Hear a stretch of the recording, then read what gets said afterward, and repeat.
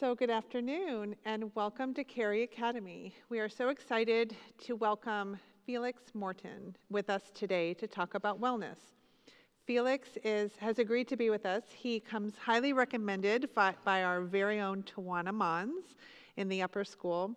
And he has a real interest in helping parents and students understand wellness and take steps forward. So we're grateful that Felix is here with us. We've had a fabulous morning at Ubuntu so far, where we've discovered and explored wellness around the world. So without further ado, I would love for us to hear Felix's voice. Felix, tell us a little bit about yourself and maybe how you got interested in wellness. Sure. Hey everybody, and hey everybody, virtually as well. My name is Felix Morton IV. I use he, him, his pronouns. I am currently a licensed clinical mental health counselor in the state of North Carolina and also a certified health and wellness coach. So I have a lot of different letters that I've been trying to collect over the years to kind of help me better figure out, just how to work with our youth, how to work with our students throughout the K-12 and college experience as well. But on top of that, I'm currently a graduate student with Tawana in our PhD program at NC State, studying human development and counselor education. And I'm from Rocky Mount, North Carolina, so born and raised NC kid. And outside of all of the health and wellness things, I'm a huge Marvel fan, so if there's anybody that wants to talk about Marvel stuff after this, we can totally do that too. But to answer your question about how I got pretty much into the wellness kind of space, it really started for me in my undergraduate experience at East Carolina. So I was a teaching fellow at ECU for undergrad, and pretty much as I was just navigating the college experience, a lot of it for me just started to feel a lot of different things that came, of course, from stress with school and just the typical things that come along, trying to figure out what life after school looks like.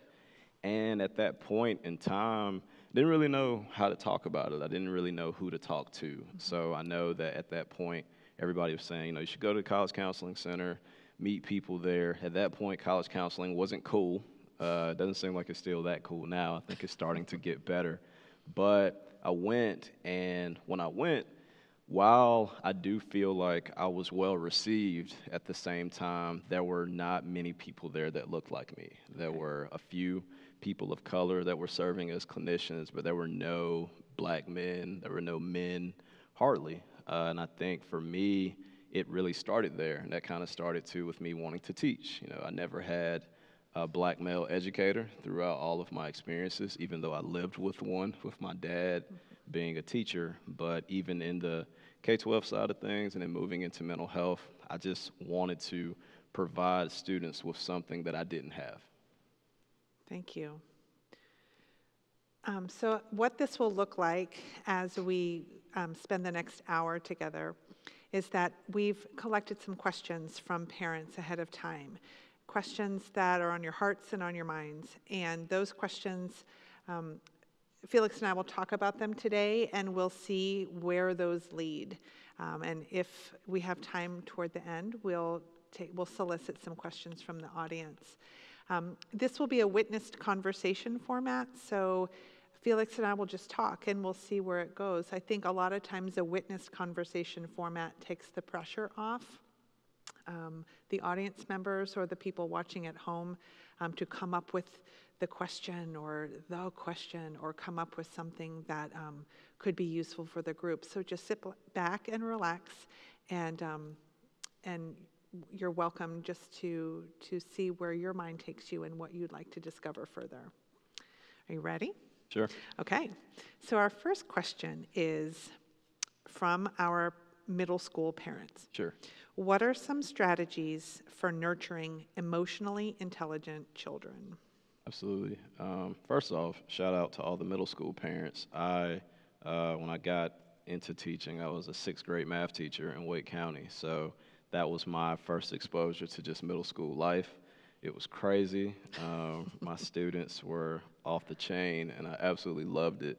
But to that point, I think there were a lot of emotions that students were navigating, not just being little humans, but also just with the transition, I think. So I think when we start talking about students across different levels, trying to find a way to get a better idea of what types of transition challenges they might be having. For example, with our middle schoolers, the biggest transition from them is going from elementary school to middle, and then also from middle to high school, and understanding that at those different ages, in counseling, we talk about lifespan development. So at different points of our lifespan, there are different things we should be looking for in terms of trying to achieve different goals that might be associated with different ages. And when we're looking at the early to late adolescence, a lot of that is around some identity, role confusion, trying to understand who they can trust, trusting themselves. And I feel like with parents, I always try to encourage them to start finding ways to have those conversations early, just about who they want to be when they grow up, who they are now, who are some of those people that you look up to and why.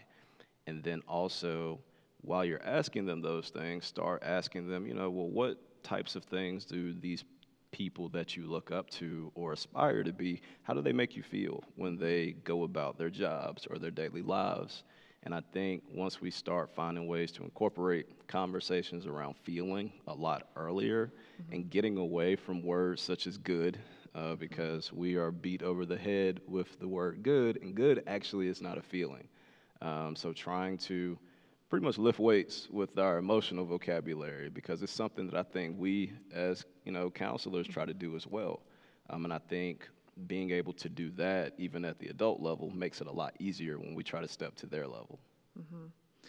I'm going to ask a follow-up question, because Sure. you and I were just talking about Disney's Encanto. Absolutely. Love Right. Disney. Shout out to Encanto. I know, right? And the first Disney, I was watching it, it was at the 8th or the 9th time I was watching it with my 7th grader. Sure. And I willingly do that, by the way. That's Absolutely. my choice. You have to. Yeah. And so she was saying, Mom, look at Louisa.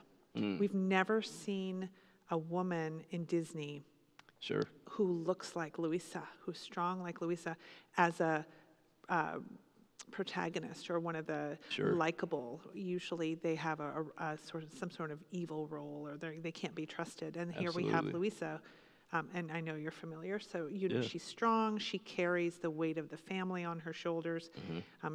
Her worth is wrapped into what she can do. Absolutely. So talk to us a little bit about how that's affecting children and what you predict could be some of the benefits of something as mainstream as Disney attacking and embracing some of these. Yeah, absolutely. issues. I am a huge advocate for incorporating, not just pop culture, but especially Disney, and even more as of late. I feel like over the past couple of years, Disney, for example, has tried to find ways to be a lot more inclusive, not just on the surface level with race and ethnicity, but also socio-emotional things and also mental health things, because I've used movies like Encanto, my favorite Disney movie of all time that I use across the board. I used it with my middle schoolers, used it with my high schoolers, I was a school counselor, and I use it with my students now, is Inside Out. Yeah. Inside Out is probably one of my favorite movies just as a Disney fan, but also because it shows us not only the value of feelings, but also how we can start to have surface level conversations about emotional regulation and how it is very important for you to be angry. It's very important for you to be mad, to be happy, to be excited, and know that these feelings all work together to create who you are. But no, I think using situations, especially like Luisa, or even Bruno, that's been a huge topic of conversation, is trying to help our children see, like, okay, so you like Louisa. How do you feel like you connect to Louisa? What is something that, or anyone in these movies, how do you feel like you connect to them? Or what they're portraying in these films, asking our kids, what stands out to you? And knowing that, trying to be mindful of their level. So younger kids may say things like, she seems alone. and maybe branching that into a conversation of, do you ever feel like Louisa or Bruno? And then as students get older, having maybe a little bit more in-depth conversation on exploring those feelings and how what about people in your social groups? Is there anybody in your group that you feel like you will point out in these movies? Oh, yes, because they will talk about their friends. Absolutely. Sometimes if you want to know how your kids are, you say, how are your friends? Absolutely. And they will tell you how they are. You know, when my 7th grader looked at the group of high schoolers today and said, Bruno is a metaphor. Bruno's a metaphor for all the mental health challenges that we don't talk about. Sure. And you think that you can send it away, but it's living right behind your wall. And the upper schoolers looked at her and said, how old is she? She's in 7th grade, and she's saying, I can even see this. So then she went to the wonderful presentation of Rosetta Lee, who spoke to our middle schoolers today from the Sesame Street stage, and she said, she got a question, how do you break up with friends? Like, how do you take a friend that you're starting to not see eye to eye, and you want to stay in relationship, but you need to break up because they're not making the same choices as you, and you don't feel good around them. So this idea of talking about things that are uncomfortable, Bruno, about recognizing that there's developmental stages for what you can talk about with kids, I think that all points to a kind of a changing landscape about mental health discussions with children. Yeah, absolutely. I agree. I think, and even sometimes I feel like we put a lot of pressure on ourselves as adults to feel like we have to get it right each time when we're working with kids or students, period. But, you know, something I try to challenge myself with, you know, even my friend group, or even like you said, with our colleagues as well, is that in order to normalize these conversations with children or with students, we first have to start at the adult level. And how can we normalize effective and proper and appropriate communication around how we feel? Because when you talk about, you know, the example of using friends, I think back on my own childhood, and even now, like my mom will ask me, you know, how is such and such? You haven't talked about him. And using that as like a door for opportunity to say, well, why haven't you mentioned them lately? What's going on? Is there something?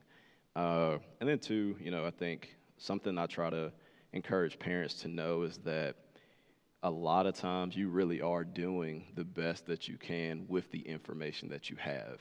And we can't put that unnecessary pressure on parents or any adult to feel like you have to know everything. Because the beauty of it is that you don't. I mean, and we know too, just even as professionals, that is the joy, I think, of any job, is that you don't got to know everything. However, it's important that you do know who you can go to. Or it's important that you are aware of resources to kind of help you figure out how to broach those conversations, you know, even within your relationships or with your children or with your students. That reminds me, at the beginning of the school year, we had a message to parents about allowing your children the time after school to be with them and not talk about work. Absolutely. You know, the child gets in the car and you say, okay, what's your homework situation? Sure. Guilty, right? I'm guilty of that. Oh, me too. And when you try to stop making your child's day about only their performance, and you allow them the space to communicate their relationships, and I think that's a really healthy way to build emotionally resilient and emotionally intelligent children, is to really model that and not, I mean, we're going to make mistakes. Again, you do need at some point to ask what the homework situation is. Sure. But maybe not the first thing when we get in the car. Any advice for parents when we find ourselves pushing a little too hard, or maybe, we got that wrong? Sure. No, absolutely. I'm very bad at this myself, and I just want to make sure I put that out there. You're a developing absolutely. person. I'm a developing person, right? I'm just as human as everybody else, and I think even people verbalizing that sometimes, because I think it's important that we do recognize that you have a lot on your plate as well, and that you're constantly carrying for many people. But I do feel like those situations get a lot easier once we find ways to do them for ourselves. Okay. So a lot of times I tell, especially even some of the parents of my college students, when I do kind of see them. Wait, you see parents of college students? Absolutely. So Okay. as a school counselor, I was at East Chapel Hill High School, Okay. which was like 6 minutes down the road from where I'm at now. So always running into parents that will ask me questions about things, and sometimes I can confirm or deny if I know their child, but sometimes it's kind of difficult when you were their kid's school counselor. Yes. And then they know their kid hopefully is attending classes. Okay. So, a lot of times I'm telling them to empathize, find ways to, first off, how would you want your partner to first address you when you come home from work? Right. Or how would you want a friend to address you the first time you see them out in public? Do you want the first thing you talk about, oh, well, how was work? Or how was your day? How did you feel about today? My wife criticizes me about it too because of the multiple responsibilities. Because sometimes it is hard. We get caught up in our daily lives more so on the work or responsibility thing. But first and foremost, we have to be able to just check in and just see how we're doing. Like, just how are you? There was a Project Enlightenment hotline that may or may not have been called when my children were ages 4, 1, and 0. Sure. And they have a hotline when you're at your wit's end. And I remember calling and saying, I'm at my wit's end. Sure. Can I please have some advice? And at that point, I had a master's in psychology and human development. And I was calling a hotline and feeling all the shame that went on with that and the vulnerability. And the woman said, can you just give yourself a minute of grace? And can you tell me when you had special time with each child? And I was like, I have a lot of children, like a lot of them. And she said, each of them needs special time, 15 minutes. Absolutely. The child decides what you do. Yeah. Read, blow bubbles, play silly, whatever it is. And it was a life-saving tip, which is exactly the point of the Project Enlightenment hotline. But it was a life-saving tip that allows me to just stop and see my child and be with each of them in their own special way. Absolutely. Andrew for his data seeking and wanted to always get some numbers, and Jack for wanting to help people, and Sure. Sophie for wanting to, jump off whatever was the highest thing we found. So we have our own personalities in these little humans, and all they want is us, a little bit of us. Absolutely. Okay. Yeah, absolutely. It's tough because I think, right now, especially with more attention mental health is getting, Yeah. we do have, thankfully a lot more people are seeking therapy and counseling for different things. But something that we talk about in counseling as well is a lot of times our clients aren't coming to us to fix an issue or, give them advice. A lot of times clients are coming just to be heard, just to have someone to be present with. Yeah. I've had situations where I think with clients, I've learned even as a developing counselor that a therapeutic space can look very different to everybody. And sometimes a therapeutic space is you, for example, just being able to show up and just be. And it's not necessarily saying that we're going to talk about any things that you might be having challenges with or working on specific goals, but that might be, like you said, the only 15 minutes of your day where you don't have to perform or you don't have to be what you feel like you need to be out in the world. You just read that 100%. So Sure. thank you for that little moment of therapy. I appreciate that. And I think middle schoolers need that too. They need that Absolutely. special time. High schoolers, I will always say high schoolers need Grandparents' Day more than anyone, right? Sure. They need that special time with the people they love and admire so much. Absolutely. Okay. Absolutely. That was a great conversation about Oh, sure. strategies. Okay, this one tackles a global pandemic. Okay. We know that challenges we faced have changed as the pandemic moves into different phases. What does that mean for wellness? In other words, what do people want to feel? Like, what does well feel like now? And is it even different than it was 2 years ago? Sure. Yeah, this is a really good question and something that I think we learn more and more about each day. Yeah. How I've come to understand wellness, mental health, especially during the pandemic and since COVID-19 has kind of taken over the world, is that mental health is, for one, it's a long-term journey. It's nothing that I feel like any of us just get to a place and we're like, all right, that's checked off the box. But it's a journey, it's a process, but then also it's so subjective. Every individual person is already unique. And I think the pandemic, quarantining with people that we may or may not have wanted to quarantine with or quarantining by ourselves, it's given a lot of us, all of us really, maybe that more forced time to really be with ourselves. And sometimes that means being with the things that we don't want to think about, being with people that maybe we didn't take advantage of or take advantage of the time spent with them as much before, and just all types of things. So I do feel like the pandemic has forced us to be a lot more autonomous. It's forced us to find ways in terms of really identifying what care looks like. I know, speaking for myself, I recognize, like, man, I really love going to the movies. At one point, before the pandemic, we would just go. And I think we took a lot of things for granted. And then when those things were taken away from us, we really reevaluated our lives. We reevaluated a lot of relationships. I think we reevaluated a lot of our own styles of living. And it turned into just a really introspective time for a lot of people.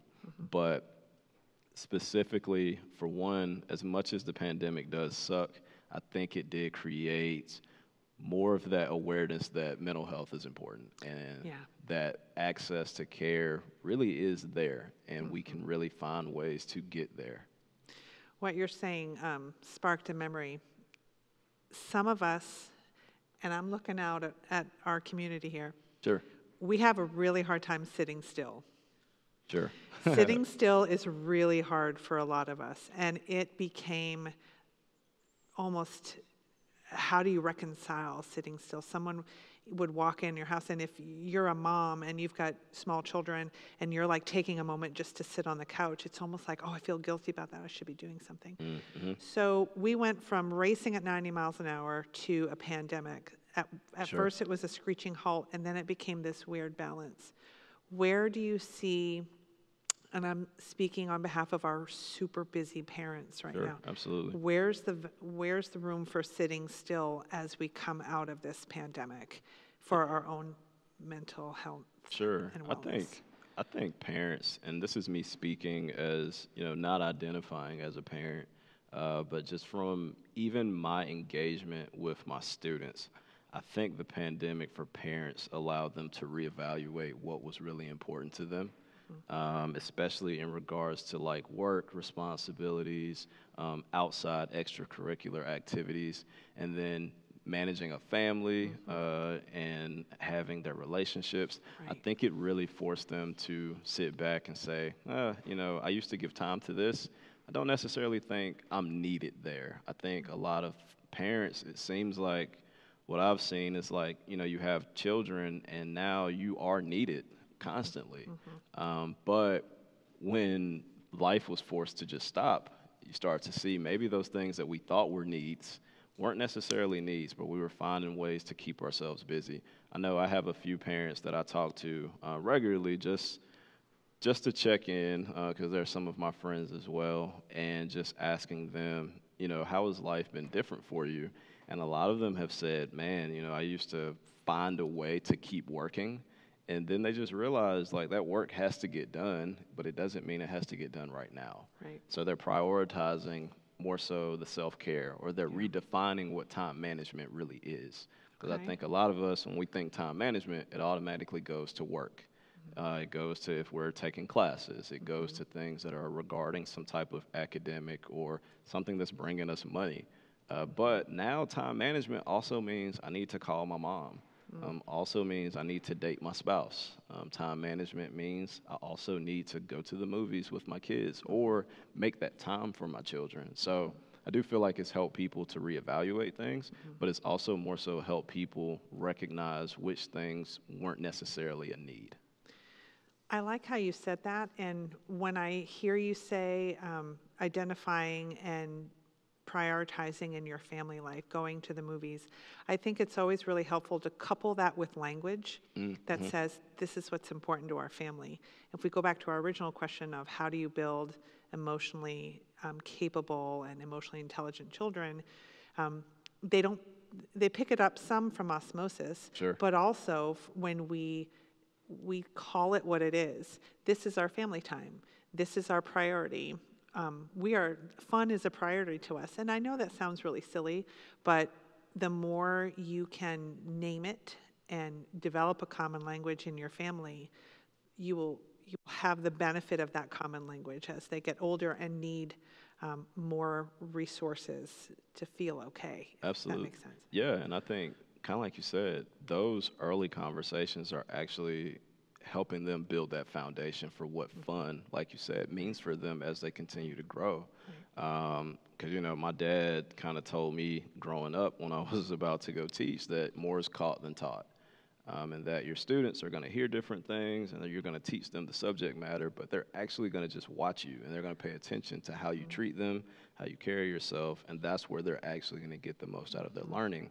And I think that is also true in our families and in our households. Like if you're finding ways to say fun is important in this house, hopefully that also becomes a part of the fabric for how they grow. And then when they go to high school and they are applying to college or doing all these different things, they're not forgetting what was built as a foundation in their home growing up.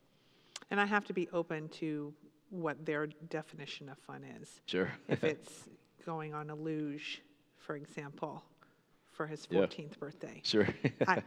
That sounds like fun for you, and so we will make that happen for you. But yeah. And I will cheer for you, but I will not be going cheer down for that the sidelines. luge. Okay, great. Okay, this one is directly from a upper schooler. Sure. Upper school parent. What are some steps parents can take to create a firm foundation regarding their child's mental wellness, both in high school and when they launch into college? Sure.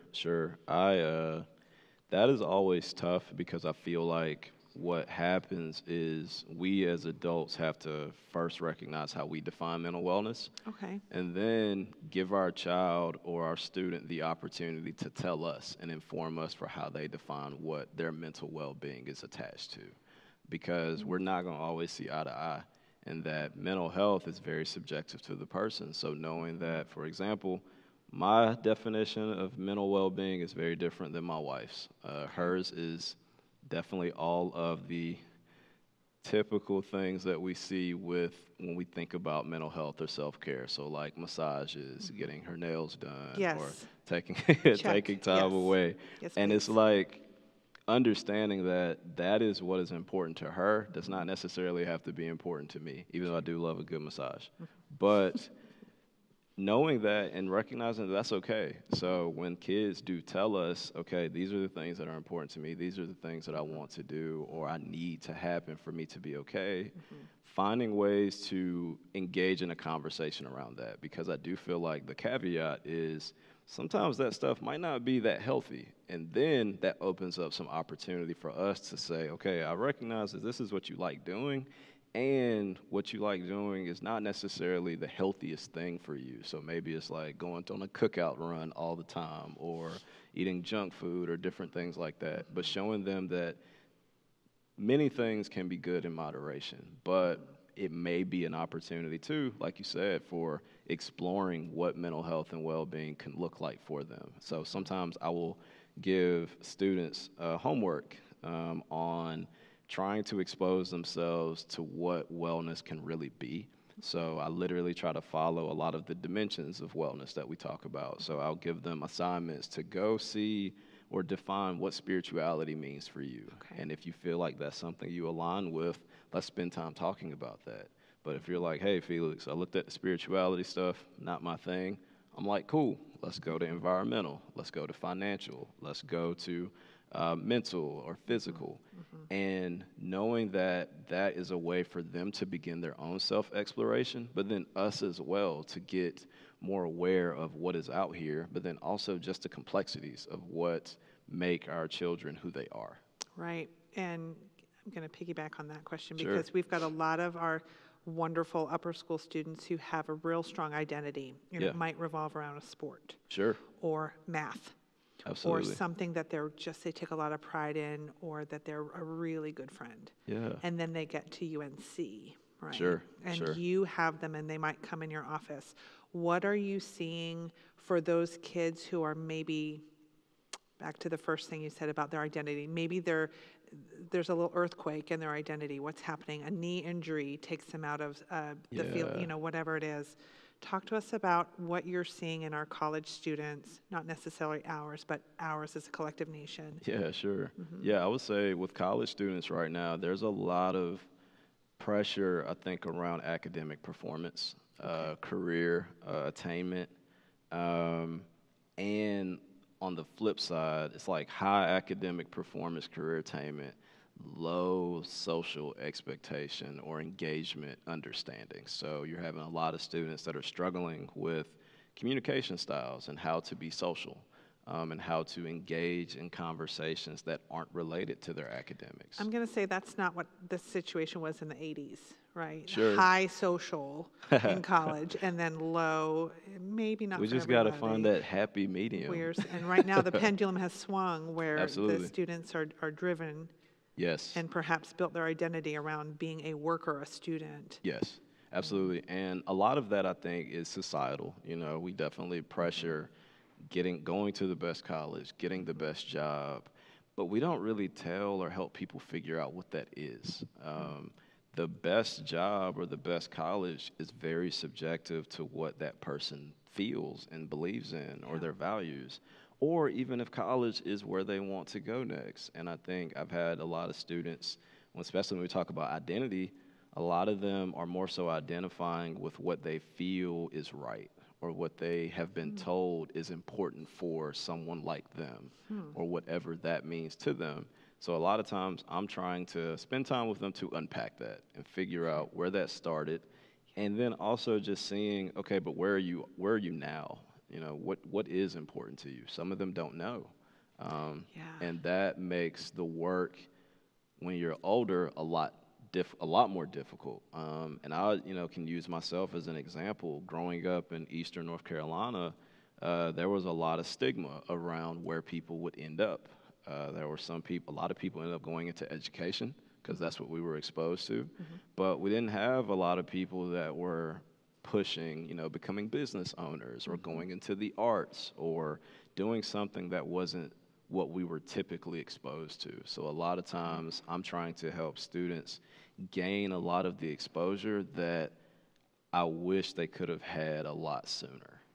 So going back to one of your original titles, one of your missions in your work is to demystify wellness. Yes. This is exactly what you're talking about. Absolutely. Taking someone else's idea of wellness and what you should be and taking all the shoulds Absolutely. out of it. So talk a little bit about maybe the process of demystifying wellness. Sure. Yeah, so absolutely. I'll spend a lot of time sometimes with students just generally asking them, what does mental health look like to you? And they will go with what they typically see on TV or what they typically hear people talking about. So and I don't knock massages or I don't knock, getting your nails done, but those are a lot of the things that we associate with self-care.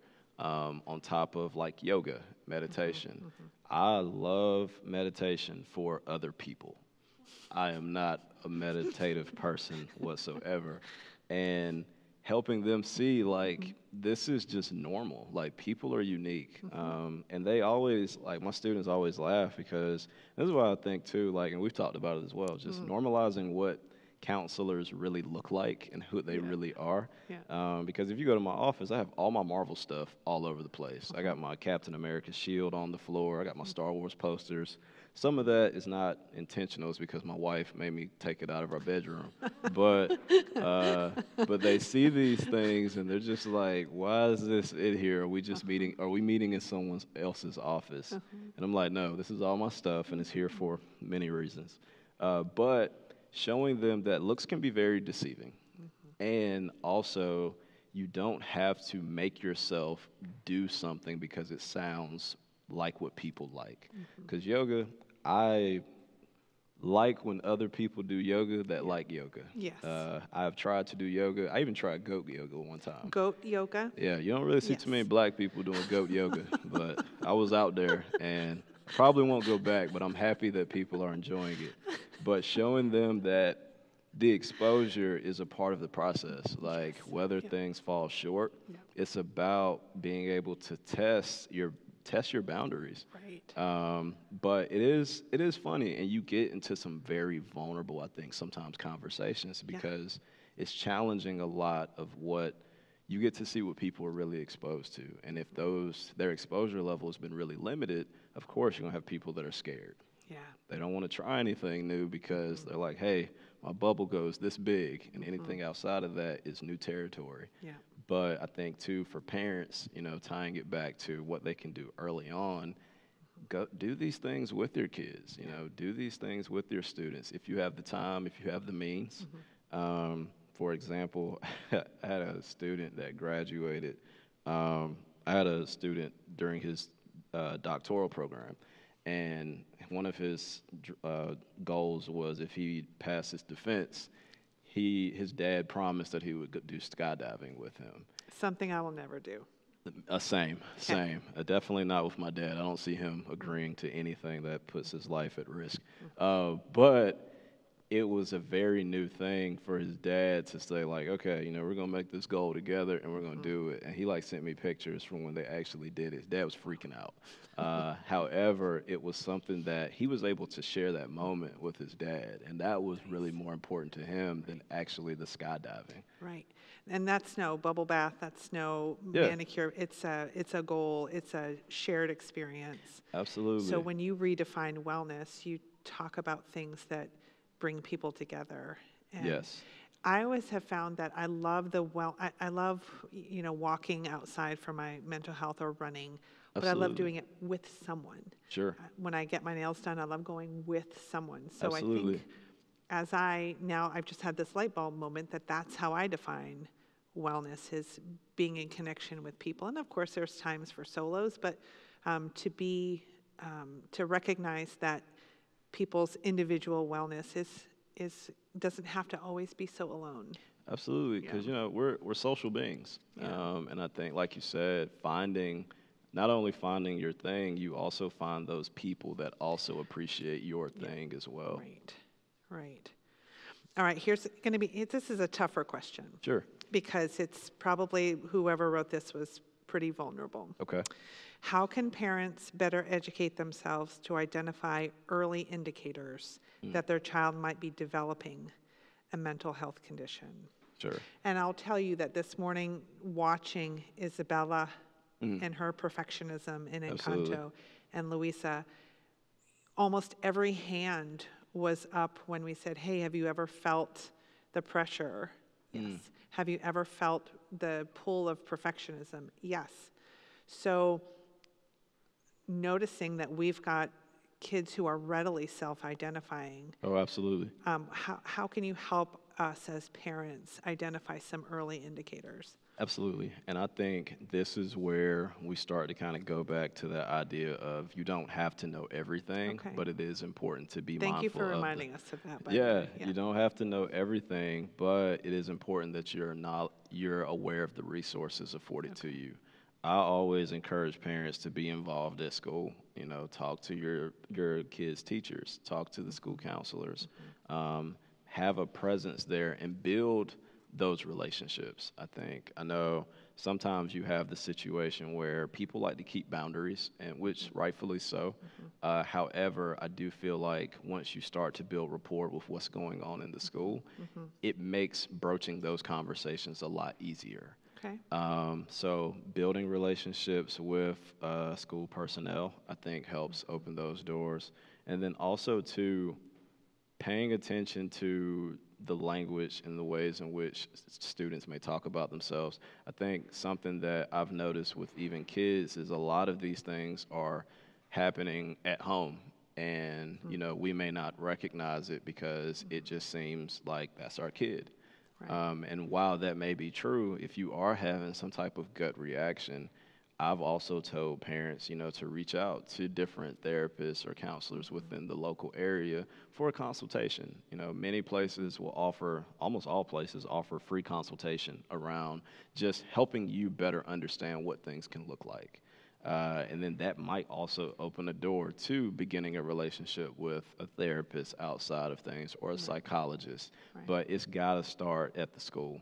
Yeah. I'm a huge advocate for you have a relationship with your teacher that is still respectful of your child developing and, you know, their individuality, but that relationship can make a lot of those conversations easier when things do happen. Right. And if we think about Carey Academy in general, we spend 8 hours a day, 7.5, 8 hours a day Sure. with our kids. We have a wonderful upper school counselor, Tawana Mons. We have a upper school learning specialist, Laura Werner. Middle school counselor, Kelly Wiebe. Middle school learning specialist, Crystal Bozeman. So these 4 amazing women are oftentimes our parents' first point of contact. Yeah, absolutely. So if I notice that when my child reads, for example, they get super stressed out. Yeah, absolutely. Or I'm noticing that my child is choosing less and less to be with friends. We're answering lots of questions about motivation. Like, my child doesn't seem to be motivated, and we're like, they seem to be motivated to play video games. Absolutely. They're really motivated there. So it's Sure. not that they're motivated. They're just not motivated in what you want them to be motivated Absolutely. in, and that Absolutely. is schoolwork. So we're having conversations about, like, kind of trying to identify exactly what's going on. So we've got resources at school, but you're absolutely right. Like, the classroom teacher, who sometimes it takes a lot of courage to pick up the phone and say, I'm noticing that your child is struggling with making negative self-talk statements. Absolutely. I just wanted to tell the parent. And as the parent, it's hard to hear that. Sure. Absolutely. But if we're in the business of collecting patterns and paying attention to our children, then I think that sharing of knowledge, as hard as it is to hear, is critical. Yeah, absolutely. And then also reframing how we view a child's education and even the education experience. Like, Talk a little more about that. yeah, I've always been taught that when a kid comes to my classroom, I'm not just babysitting, or I'm not just taking a child off of a parent's hands. This is like an agreed upon partnership that I have with this family, that I am going to do everything I can to support their child's learning, teach them as much math as they're willing to take, but also be mindful that I'm working with a human being and I'm working with someone's child. Yeah. So they're trusting me and opening the door for parents to know, like, this is a partnership, this is a collaboration. Yeah. This is really a privilege on our end, but in order for us to have those difficult conversations, trust has to be built. Okay. And it can't always be on the side of the educator. Because, you know, with so many children that we are taking account for, it is difficult. But the things that I feel like educators and parents remember, and even children too, because they pick up on things, are those moments where their parent can just talk to the teacher, or their parent can talk to the school counselor. And there's not going to be like a, Absolutely. DEFCON 6 reaction. Absolutely. Yeah, Like, just it's to talk. Yeah, just a conversation. And I've told parents too, like, if you are interested in having conversations with school personnel, I would make it just as simple as possible and just reach out, like, hey, I just want to introduce myself and just have a conversation with you, just to make sure that we're on the same page with just their learning, because that's the same thing we do as counselors that work with children. It's all a huge collaboration, and that collaboration then pays off, I think, for those kids when things do come up. Right. Exactly. And having made and also received calls where there is a challenge, Sure. It always helps if it's not the first time you've heard the voice on the phone. Absolutely. For sure. Absolutely. And we tell college students the same thing. Like, first day of class, try to go meet your professor. Yeah. And just say, hey, because you don't want finals to come and you're like, hey, I didn't do any of my homework. Can we meet? That never happens. Right. Okay. Speaking of that, I've got a good question. And this Sure. is for some of our parents who have children in college already. Okay. Sure. What are some recommendations given to college students who visit the counseling office to address anxiety, depression, and feelings of being overwhelmed? So are there some typical strategies, but what are the recommendations that you give? Absolutely. First and foremost, it's normalizing the experience, normalizing the idea that anxiety is a normal reaction, depression is a normal reaction. The levels we have anxiety and depression are then where it becomes more of a conversation. So there are healthy levels of anxiety that are going to make you perform at the rate that you want to. Depression does not necessarily have healthy levels, but there are typical levels that we as people all experience. Like a typical reaction would be... Absolutely. Yes, like sometimes depression is a typical reaction to a really sad event. Or think of your also, too, inside out. Yeah. Absolutely. And then too, like you said before, with the language. So sometimes students will come in and they'll talk about depression, and we will more so try to spend time talking to them about, okay, let's first give you a good idea of what depression looks like, and then you tell me a little bit about what you're experiencing, and we'll see, is it more along the lines of sadness, or do you feel like it's turned into like you being depressed? And that ranges for person to person, and trying to help students normalize the experience to know that this is very common just amongst people, but especially college students, given all that you're experiencing. And then helping students to reframe, I think, a lot of the ways they think about the experiences that they have.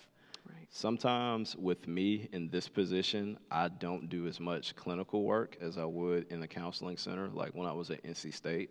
So if students come to me talking about, time management or stress, burnout, or it gets to anxiety or depression, I will spend a lot more time doing a lot of psychoeducation. So really helping them to better understand what these terms actually mean, and then spending time reevaluating their experience.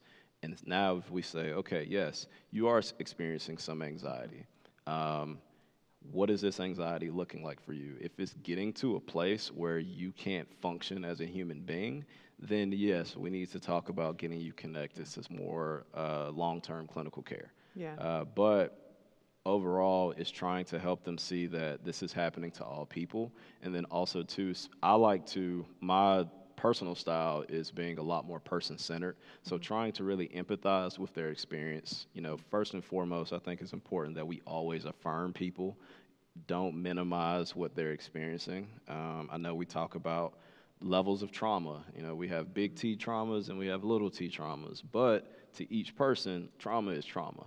And not minimizing that, because that will just exacerbate the issue for them. But I do feel like having more conversation, even like this, around just how common it is and how everybody is having some type of experience like this opens easier pathways, I think, to actually addressing it. But I spend a lot of time doing a lot of cognitive reframing around what situations are and how we respond to them.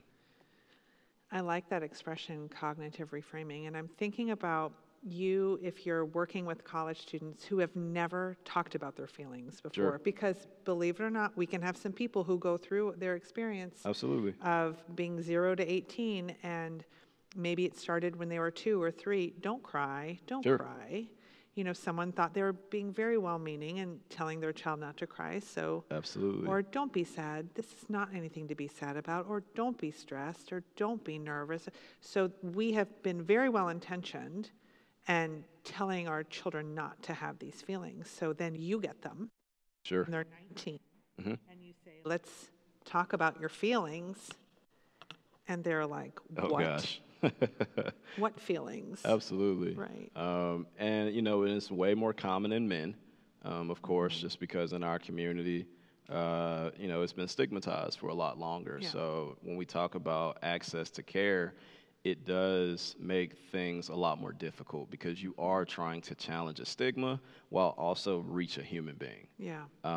But sometimes, we talk about using self-disclosure and things Okay. when it can be helpful. So people will sometimes try to empathize with folks by telling them a little bit about their own experiences, or even just the idea that I have anxiety too with a lot of situations. For students that I have that haven't really ever had an opportunity to talk about their feelings, I try to take a step back and just acknowledge that experience by itself. Like, Right. whoa, that is a lot, and just affirming and appreciating them for being vulnerable Right. and using that as the bridge. So not steering it away, but just thanking them for allowing me to, be here to be there for them. Like when your middle school boy says, Mom, I'm really nervous about being soccer, Mm, you can then say, I am equally nervous to be the mother of the soccer goalie. sure, And I absolutely. think I need a thunder jacket, much like you put on dogs when they Yeah, have storms. Like I'm going to need one of those on the sideline. That's a random example, yeah, by the sure. way. But no, even in that example, showing them, letting them see that we're linked, like you being nervous, knowing that you're not nervous by yourself.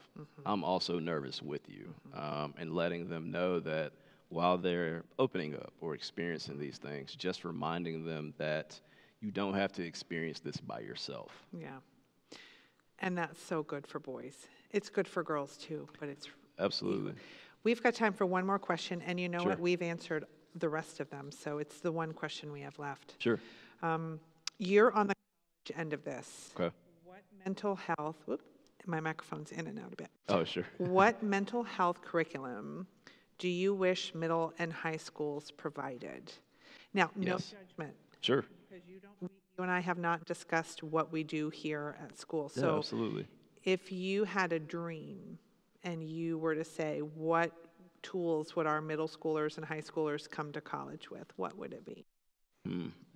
It's tough because when I think about K-12, I can't think about the students without thinking about how we better support the staff. Because in my position currently, I am the only clinically licensed and trained staff member in the business school. So with that, yes, there's a lot there.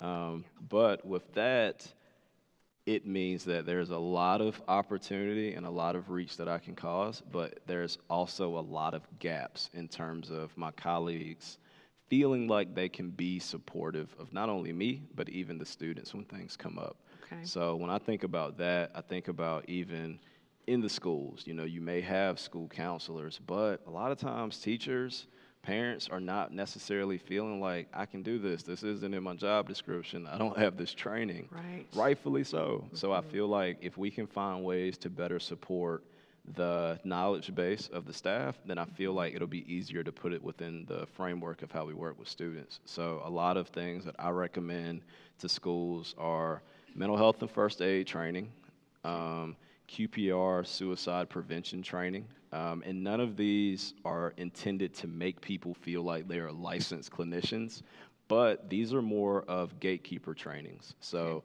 they will give you some general understanding of concepts and ideas and even scenarios to help you feel more confident in your ability to serve as a gatekeeper. Okay.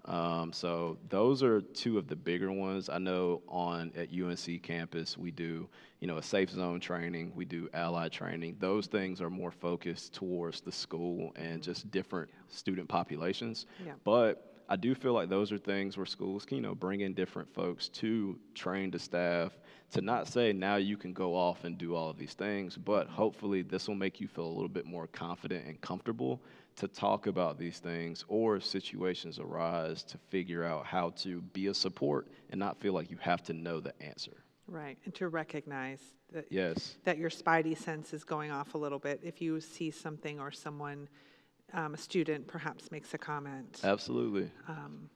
I also see the value in training students to be. Yeah, A couple of other independent schools, we had like peer counselors or We have a peer program little too. angels, people who could help Yes. and bring in an adult, not to be a Yeah. 11-year-old counselor, but to know when a situation might need, if the child is crying, and they could bring in an adult. So I think there's value in a curriculum that involves teaching students how to be Yes. advocates for each other. Absolutely, yeah. And many colleges do have, kind of like you said, like a peer educator style program. I know NASPA, which is the College and Student Affairs organization, they have their own peer educator program that we used at at NC State when they had a mental health ambassadors program for students. And that also just provided some general training and background to help them be more aware. And it's all about raising awareness and exposure. But no, I totally agree with you. I feel like there are definitely ways to take what we learn and then pass it on to students at their level. And like you said, we do it with children in the form of, having even a buddy system or creating social opportunities for students to just be able to disconnect from academics. And going back to one of our original questions, how do you raise emotionally intelligent children? Things like that, leadership training. Absolutely. Training to be a peer counselor, having conversations about empathy. Absolutely. Felix, is there anything we didn't talk about today that you want to talk about, that you thought as you were coming to Carey Academy, and that you thought, well, I think we should probably talk about this? Sure. The two things come to mind right then when you talked about empathy. Brene Brown is somebody I absolutely adore, and the way she spells out learning about empathy, I feel like is accessible across all groups. So I would encourage everybody to check out some of her work. Definitely finding ways to incorporate, I think, a lot of those movies, and they don't necessarily have to be Disney movies. I can't remember what the name of the movie. Maybe it was Miss Little Sunshine. Little Miss Sunshine. Yes, that was a movie that we actually used in my counseling program to talk about family dynamics. And it just more so served as an opportunity for us to just be more aware of not only our own backgrounds, but work with families. And then also suicide prevention. Those are things that have been it's been getting a lot of attention as of late, when we talk about college campuses and just the mental health crisis. So I'm encouraging people to feel supported in whether, the challenges or things that they may be having, or also too, if they have questions about these things within their children or their students, knowing that you don't have to be alone in how you go about approaching those things, and knowing that you do have access to support. Well, we're grateful that you had those things in mind when you came to talk to us, because those are all things that, as we go from week to week, it seems that February has brought us, every week is a new either global challenge or a local challenge where we've seen some tragic events in partnering and brother and sister schools around North Carolina. So I'm glad that you thought about those things, because it's been weighing a little bit on our hearts. Absolutely. So if we would, I believe we have an opportunity to take some questions. Sure. If there are any. And I believe that if we don't have a portable mic, then we will just repeat the question from the crowd. Okay. And that way we can hear it on the video as well. Gotcha. That sounds good. Hello. Yes.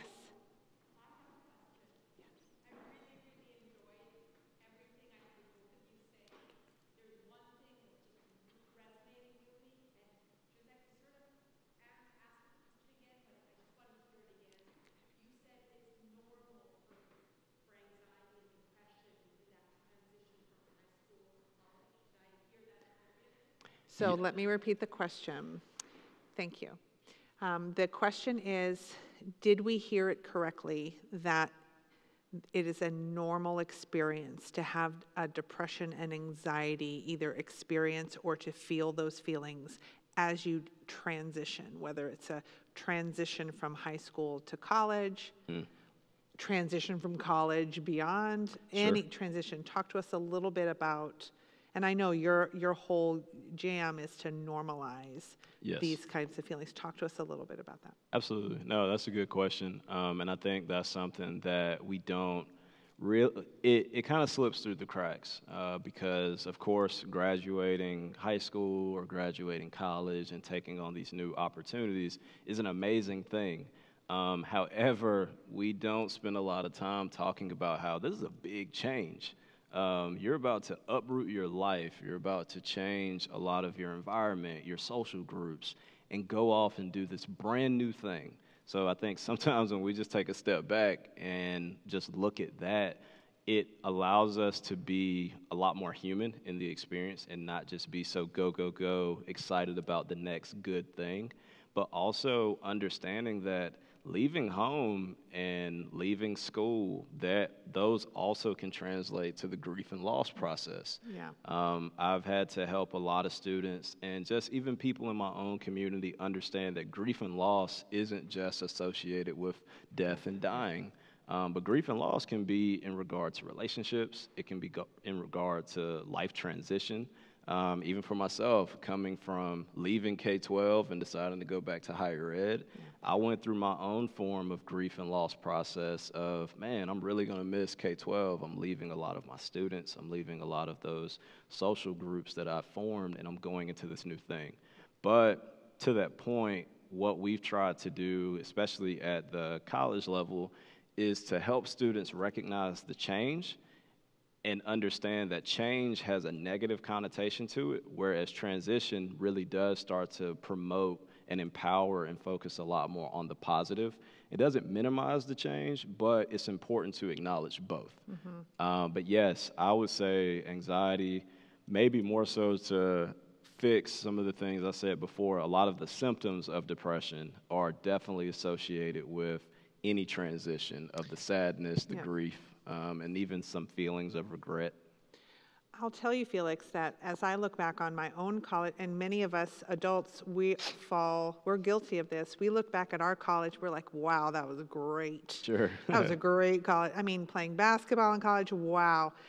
That was so much fun. When reality, if I'm honest with myself, there were a lot of really down times, right? Sure. Getting up at 5 a.m. to be at practice, my first of the day at 6 to 9, and then another one in the evening, missing all my classes because we were on the road and doing a New York trip, having to catch up all the time, feeling behind the 8 ball.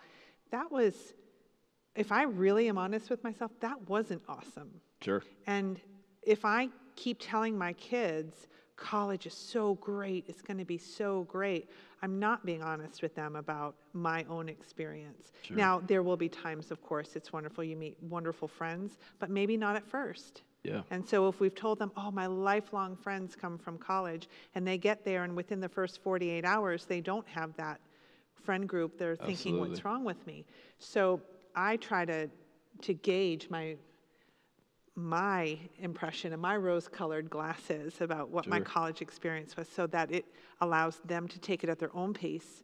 I've got one entering college in the fall, and I want him to know that it doesn't have to be everything is awesome all the time. Absolutely. Lego movie kind of business. Oh, 100%. Yeah, and I think that's why even me and a lot of my seniors, we're definitely starting to hit that phase of a lot of emotion is coming out. A lot of oh crap moments are coming out because some of them are going to be officially leaving home for the first time ever, those that were born and raised in NC. But tying back to like Inside Out, we have a nice little quote that we will tell each other, and it's just that you can be both. You can be sad and you can be excited. You can be fearful and you can be happy. And it's like anytime I see them, you know, whatever we're talking about in session, or if I just see them across campus, just reminding them like, hey, it's okay to be both. And knowing that being both, like you said, is important. Yeah. Thank you. Thank you, Manel. Great question. We've got one in the back. Hi, Paula. Is that Paula? Yeah.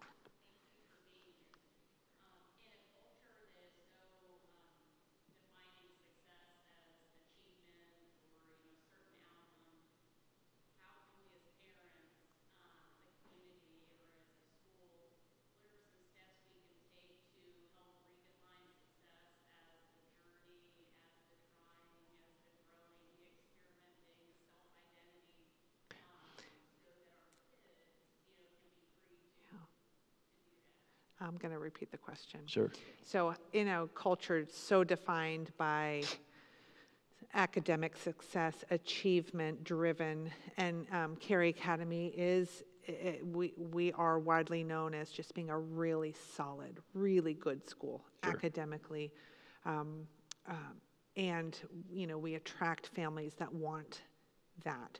So we even have a push and pull in our own community of we want to define success as the journey and the opportunities for learning, yet we also have really high expectations for achievement. So how do we point the ship in the right direction, knowing that not all families want the same thing right now, or they're not able to verbalize that Absolutely. in the way that Paula did so beautifully. Yeah, 100%. And I think that's a great question. This is something we talk about often because I work at one of the top business schools in the state and country. And this is something that Tawana and I talk about just in her work with her students too. And a lot of it is, to me, finding a way to the cognitive reframe around, how, like you said, how do we define success? Is success this ultimate goal, or is success more so within the experience? And a lot of times with our business students, we're talking about it from the stance of job interviews, knowing that you're not going to get every job. You're going to have some interviews that are not what you want them to be. You're going to have some that are great. But what actually makes a successful interview? Is it getting the job, or is it at the end knowing and being able to be aware and recognizing what made the interview good or bad, or not your best, or maybe one of your best? So really trying to help students become more aware of the spectrum of success, and knowing that success is really more so measured from the awareness that we get out of experiences. Which, when we talk about the whole shift from academics, even having students sometimes that have gotten A's all of their life, and now they don't know what to make of a B, and feeling like a B now means You're speaking that, our language here. yeah, Keep and going. it's just trying. It's very difficult, and I think I've even been very transparent with them. Like, man, that's really hard, especially when you're used to getting A's. And I think I even take some stuff and some mentorship that Tawana gives me, because Tawana, when I first started seeing kids, she used to tell me, get on their level. And I was like, what does that mean? Because I am not I didn't feel like the typical kids counselor. I wasn't lively. This is me being excited right now. And she was like, you got to get on their level, whatever it looks like, emotionally, mentally, physically. And I've tried to do that even with my business school students, or just students at UNC. So if getting an A is the standard for them, trying to empathize with them of, this is your normal. And now you have entered a realm that is not your normal. And that's okay. We can still make meaning of what this means for you moving forward. And I think there's so many activities that we do, and we have something called X Day here. Sure. And Danielle Johnson-Webb would love that this question is coming, because we provide experiences that are non-graded. You ask any sixth grader right now about X Day, and they'll talk your head off. They love it right now. Absolutely. Fencing, cooking, coding. No grade is attached, and they just get to learn for the sake of learning. It feels great to these super high achieving kids to be in that environment. And, that's why our families love, our eighth grade right now is at Triangle Rock Club. They're rock climbing. There's no grade attached. They're just there doing. And so we're looking at things that we can talk about with our kids that have no grade, Absolutely. that have no, it's not, they're not working toward any sort of tournament.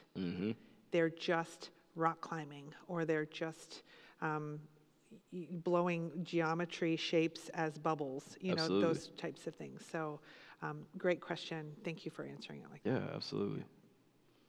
We have time for one more question if we have one. Yes.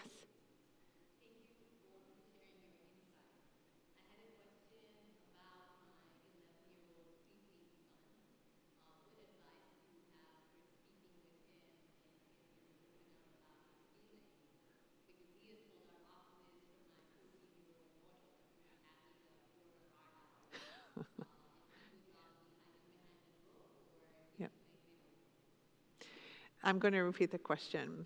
and I'll rephrase it a bit. You have a 14-year-old girl who loves to talk about, and she's your oldest?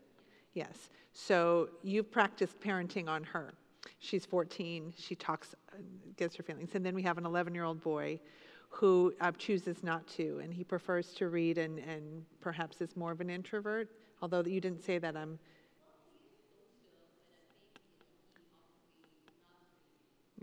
he's not going to want to open up about his feelings. And are there any strategies to get him more comfortable talking about his feelings? Yeah, absolutely. No, I think it's a great question. I actually have, I've had a few situations like this, even in my own life, because I feel like I was definitely that kid. Something that I feel like could be helpful is it's tough when I think about it this way, but, as adults and even working with parents, we try to find a way to do even some parenting judo to a certain extent, and how can we find a way to almost not really trick our kids, but it really feels that way. And I would really, if I was working with, that type of student, I would try to find a way to link their feelings to what they are interested in, and link their feelings to what they do give their time to. So, for example, if they like reading, I may ask a student, tell me about, what you're currently reading, or tell me about how you feel about some of these characters in it, or tell me about how this book makes you feel, period. How do you feel about this? That, for me, has helped. There have definitely been situations where I've just continued to hit roadblocks, but I've tried to find ways to link their emotional feelings about themselves to the things that they are engaged in. And a lot of times we see that with like athletes as well, where we'll try to link a lot of their feelings about themselves to their sport or to whatever they're engaged in. And it's more so just trying to find a bridge. Something else that I advise or encourage parents, especially with young boys, is finding enhanced opportunities for them to have more access to some of those male or men-identified mentorship as well, to be able to further normalize men and older boys talking about feelings about things as well. And that's something that I do even at Carolina as well. We have our own kind of group that I developed for men in the business school, and I won't say it turns into like group counseling or anything, but it started to serve as a space where they can just kind of show up and talk about whatever that looks like. So those might even be things that you all even have here. We do. We have a 6th grade, 8th grade big buddy system, and although that would be a good opportunity for us to coach and talk to our older kids about creating safe spaces for feelings. Sure. And I'm thinking, Felix, you're so right. Some of the best conversations I've had with my children are when we're throwing a ball, or as I'm sitting beside them. It's maybe a bit mind-numbing as they're talking to me about their Minecraft world, but if I really listen to them talk to me, they will talk a lot about what they're building and how that, and it's important to them to see how this farmer and this villager work. I know more about Minecraft than I ever thought I would, but it's because I was sitting in that space and just listening to her and talking. One thing they love, my children and a lot of our children love to do, is watch videos of people doing Minecraft and talking about it with each other. There's something about the connection that they like, because it's not just about building, it's about how you feel about your characters and your pride at building a whole village or roller coaster. So I think, like you said, meeting them where they are, whether it's throwing a ball or watching them play Fortnite or Minecraft endlessly. And so for you to be able to be in that space, I think provides them almost like permission. I remember working with Andrew he was doing an 8th grade project one time for Mr. RM. Sure. It was a wonderful project. He was building it, and he said he felt really important because I was sitting there with him. Sure. Just being there and listening to him, saw the styrofoam pieces and glue them together. So for him to say, I feel important because you're sitting with me, feels like that was a moment I wanted to capture. Absolutely. It's like Thank the you presence. for that question. Felix, thank you so much for being here. I think our Absolutely. whole time together, I've learned so much from you. I know that all of our students who end up with you at the Mhm. UNC Business School, and I'm going to tell you there's probably a really high percentage of our Sure. kids who will end up with you at your school, the word will spread that you're there Sure. and that you're safe and you're a good person for our men and women and our students who are there to be with. So not only have you helped us as parents, we're going to spread the word for those kids who are going to need someone, and we're so grateful Oh, for you. absolutely. And I thank you all for having me. Thank you all for your questions and your engagement too. And yeah, hopefully this was helpful for someone. And if Yeah. you do send your students my way, I will definitely act like I don't know that this happened, and make it feel like the first time. Right. Well, thank you. And so for those of you watching at home, thank you so much for being with us and for joining us today. I hope you have a good afternoon. Good night.